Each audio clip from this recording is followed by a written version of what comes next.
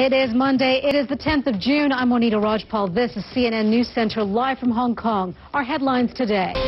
He says he was willing to sacrifice everything, his career, his home, possibly even his freedom, to stop the world from sliding into a dark place. Edward Snowden has revealed himself as the whistleblower who leaked details of a vast U.S. program for collecting private information. Snowden is a computer technician who worked for the CIA and the U.S. National Security Agency. He told Britain's Guardian newspaper that he felt compelled to warn people what the government was up to, and that a secret surveillance machine was creating a world without privacy, internet freedom, or basic liberties. Well, Snowden left the U.S. and is now holed up somewhere in Hong Kong. Let's get the very latest now on his whereabouts, and we're joined by CNN's Anna Corn. Anna, what more do we know about where he is and why he's here? Well, Monita, we know that he is here in Hong Kong. In fact, our producers were able to track down the hotel where he has been staying for the past 3 weeks. However, he checked out at noon. As to where he is right now, we do not know. Hong Kong, as we know, is a very big city with a lot of people. He could be... Anna, thank you for that. Anna Corn there, live for us here in Hong Kong. So who exactly is Snowden? Well, to find out more about him, let's bring in our Pentagon correspondent, Barbara Starr. She joins us now live from Washington. What more do we know, Barbara? Well, I think that's exactly the question, Monita. Who is this man? Leaker? Idealist? You're about to meet him. Yeah, just adding on to that, Barbara, thank you very much for that. We appreciate you being with us here on the show. And adding on to what Barbara's been saying, exactly what the future holds for Snowden now that he's let the cat out of the bag. And we asked the Washington bureau chief of the Guardian newspaper, and he's painting a pretty bleak picture. He realised once he started to leak information, once he went public, his life was over. You are watching CNN News Center live from Hong Kong. Nelson Mandela remains in hospital in Pretoria, South Africa, with a lung infection. The president's office has just issued an update. We'll bring you more on that after the break.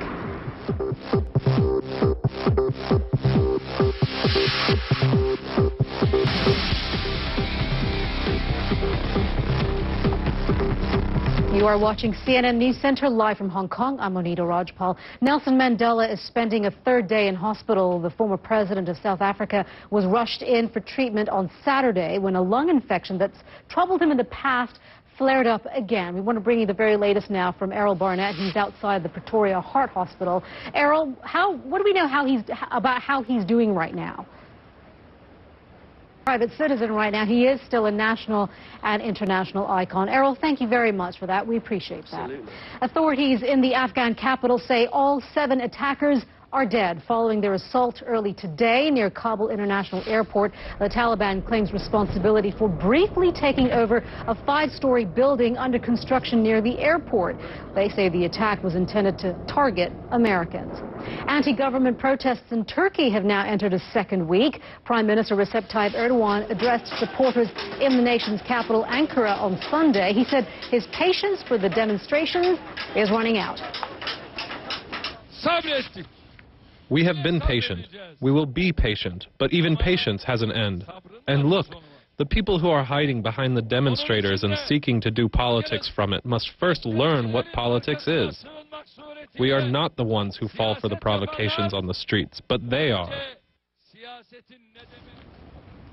Australian authorities reportedly have called off their search for survivors after a boat carrying at least 60 asylum seekers capsized in the Indian Ocean. The boat was first seen by the Australian Air Force on Wednesday near Indonesia.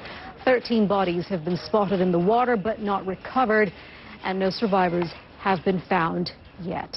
The floods affecting Central Europe continue to cause widespread damage. Germany and Hungary are preparing as the overflowing Danube River heads their way. Sandbags line the banks of the river in Budapest. And in northern Germany, the Elbe River has burst through a dam. Thousands of people are being evacuated, and surrounding villages are heavily flooded. Well, let's get you the very latest situation now on the flooding there. Let's join our meteorologist, Mari Ramos, at the World Weather Center with more on that. Hi, Mari. Hello. It just seems like never ending. You know, when we talk about river flooding such as this, it just takes a long time, Monita, for... All right. Mari, thank you very much. Sure. You are watching CNN News Center live from Hong Kong. It's the journey of a lifetime. China is sending 3 astronauts into space, but why are some countries concerned by this launch? You